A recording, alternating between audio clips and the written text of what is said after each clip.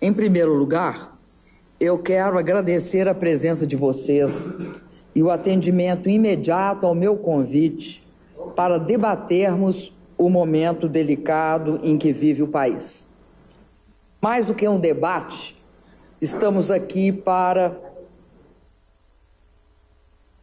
procurar e evidenciar e apontar soluções. Buscamos respostas, todas elas republicanas e participativas, aos problemas que inquietam e mobilizam o povo brasileiro. Nos últimos anos, o Brasil vem passando por um inequívoco e ininterrupto processo de mudança.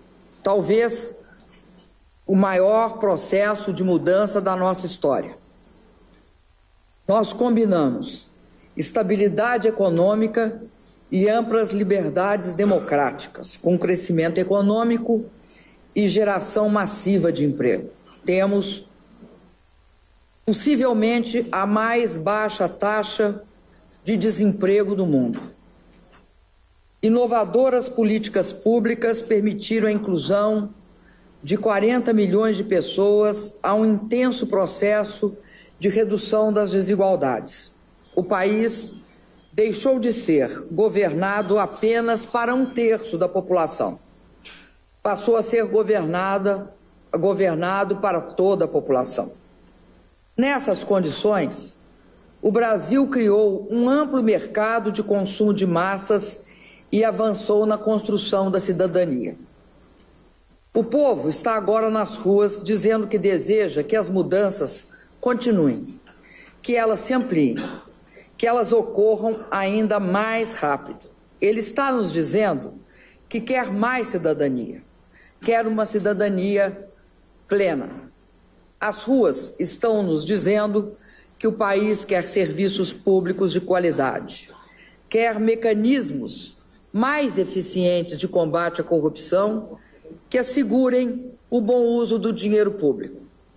Quer uma representação política permeável à sociedade onde, como já disse antes, o cidadão e não o poder econômico esteja em primeiro lugar.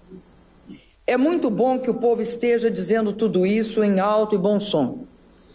Cabe a cada um de nós, presidenta, ministros, governadores, governadoras, prefeitas, prefeitos, cabe a cada um de nós cumprir essa nova e decisiva dimensão da vontade popular. Nós todos sabemos onde estão os problemas. Nós todos sabemos que podemos construir soluções. Mas também sabemos das incontáveis dificuldades para resolvê-las. Eu mesma tenho enfrentado, desde que assumi a presidência, inúmeras barreiras. Mas a energia que vem das ruas é maior do que qualquer obstáculo. Junto com a população, podemos resolver grandes problemas. Não há por que ficarmos inertes, acomodados ou divididos. Por isso, companheiros, companheiras, governadoras, companheiros governadores, prefeitas e prefeitos, eu trago propostas concretas e disposição política para construirmos pelo menos 5 pactos em favor do Brasil. O primeiro pacto é pela responsabilidade fiscal, para garantir a estabilidade da economia e o controle da inflação. Este é um pacto perene de todos nós. Essa é uma dimensão especialmente importante no momento atual, quando a prolongada crise econômica mundial ainda castiga com volatilidade todas as nações. O segundo pacto é em torno da construção de uma ampla e profunda reforma política, que amplie a participação popular e amplie os horizontes da cidadania. Esse tema, todos nós sabemos, já entrou e saiu da pauta do país por várias vezes. E é necessário que nós, ao percebermos que nas últimas décadas ele entrou e saiu várias vezes, tenhamos a iniciativa de romper o impasse.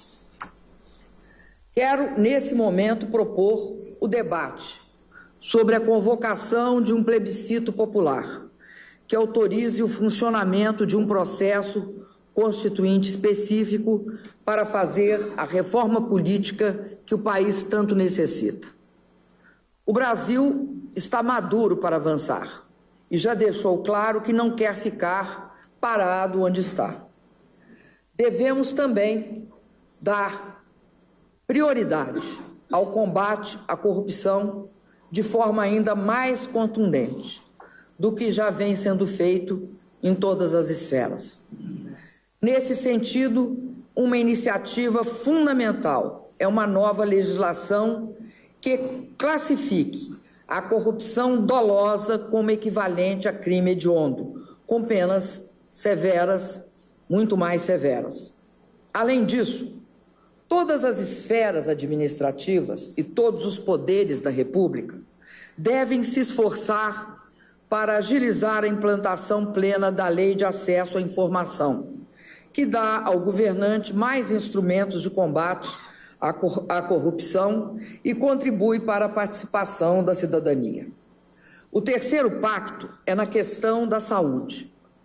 Quero propor aos senhores e às senhoras acelerar os investimentos já contratados em hospitais, UPAs e unidades básicas de saúde. Por exemplo, ampliar também a adesão dos hospitais filantrópicos ao programa que troca dívidas por mais atendimentos.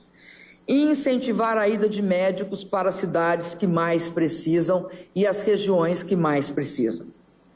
Quando não houver a disponibilidade de médicos brasileiros, contrataremos profissionais estrangeiros para trabalhar com exclusividade no Sistema Único de Saúde.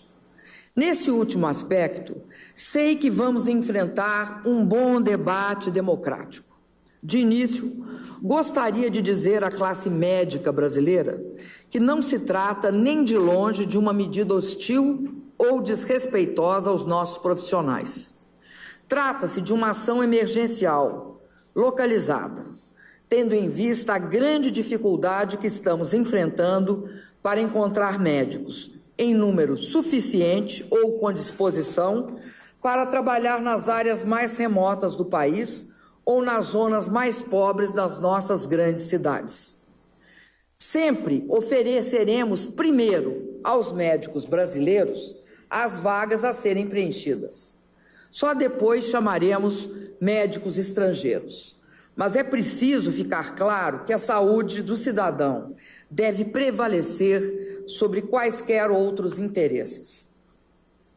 O Brasil continua sendo um dos países do mundo que menos emprega médicos estrangeiros. Por exemplo, 37% dos médicos que trabalham na Inglaterra se graduaram no exterior. Nos Estados Unidos, são 25%. Na Austrália, 22%. Aqui no Brasil, temos apenas 1,79% de médicos estrangeiros. Enquanto isso, temos hoje regiões em nosso país em que a população não tem atendimento médico. Isso não pode continuar. Sabemos mais que ninguém que não vamos melhorar a saúde pública apenas com a contratação de médicos brasileiros e estrangeiros. Por isso, vamos tomar, juntamente com os senhores, uma série de medidas para melhorar as condições físicas da rede de atendimento e todo o ambiente de trabalho dos atuais e futuros profissionais. Ao mesmo tempo, estamos tocando o maior programa da história de ampliação das vagas em cursos de medicina e formação de especialistas.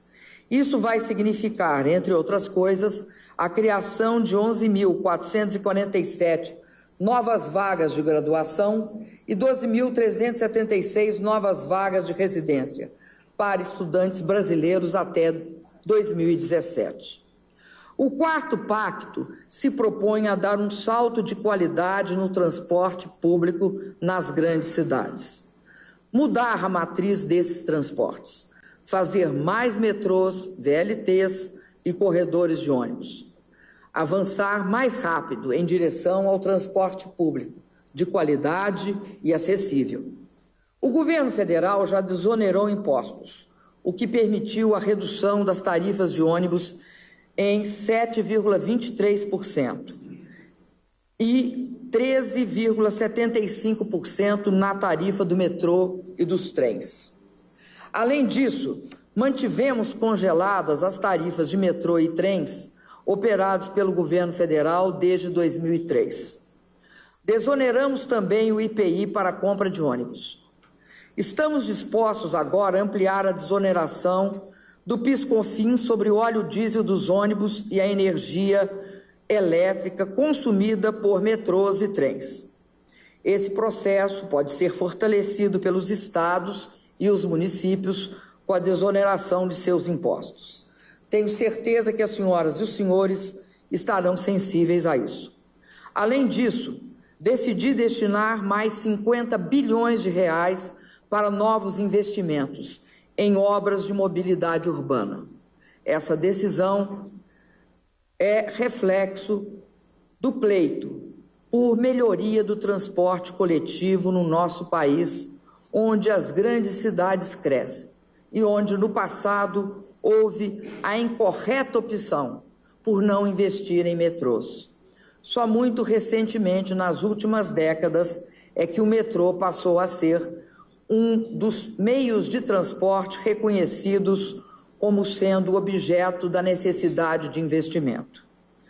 Tenho certeza que nos últimos anos o Brasil tem tido um grande investimento na área de transporte coletivo urbano. E temos muito orgulho de, junto com os governadores e os prefeitos, participarmos deste grande esforço. O nosso pacto precisa, pois, assegurar também uma grande participação da sociedade na discussão política do transporte, uma maior transparência e controle social no cálculo das tarifas de ônibus. Para isso, estou criando o Conselho Nacional de Transporte Público com participação da sociedade civil e dos usuários. A criação de conselhos semelhantes nos municípios e regiões metropolitanas, onde ainda não existem, será extremamente importante. Concluo com o Pacto da Educação Pública. Nenhuma nação se desenvolve sem alfabetização na idade certa e sem creches para a população que mais precisa. Sem educação em tempo integral, sem ensino técnico profissionalizante, sem universidades de excelência, sem pesquisa, ciência e inovação. São condições essenciais para alcançar essas metas, a formação, a valorização e bons salários para os educadores. E isso exige recursos. Avançamos muito nas últimas décadas para reverter o atraso secular da nossa educação. Mas agora precisamos, vou repetir, de mais recursos. Por isso mesmo, meu governo tem lutado junto ao Congresso Nacional para que 100% dos royalties do petróleo e os recursos, 50% dos recursos do pré-sal, a serem recebidos pelas prefeituras, pelo governo federal, pelos municípios e a parte da União, eu repito, sejam investidos na educação. Confio que os senhores congressistas aprovarão esse projeto que tramita no Legislativo com urgência constitucional. Minhas amigas e meus amigos, eu coordenei e, nos últimos tempos, dei uma grande ênfase a essa questão da educação. Acredito que todos nós sabemos que isso transforma, esse esforço na educação transforma um país em nação desenvolvida. Não houve nenhum país do mundo que não tivesse esse esforço concentrado na educação e que tivesse chegado à condição de país desenvolvido. Por isso, também gostaria de dizer aqui que, ao longo desse processo, essa tem sido uma questão que eu recebi muita simpatia de governadores e de prefeitos. Acredito que esse é um esforço que nós devemos fazer para que haja uma mudança significativa no curto, no médio e no longo prazo do nosso país.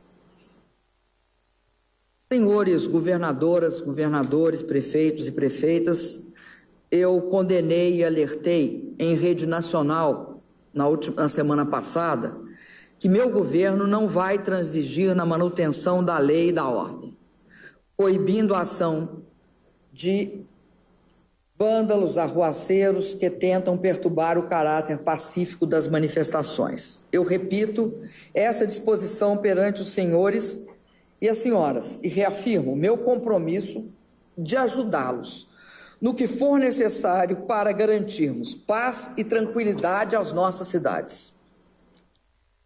Mas quero repetir principalmente que o meu governo está ouvindo a voz democrática, as vozes democráticas que saem e emergem das ruas e que pedem mudanças. É preciso saber escutá-la, saber escutar a voz das ruas. Só ela é capaz de nos impulsionar a andar ainda mais rápido. É preciso que todos mesmo, sem exceção, entendam esses sinais com humildade e acerto.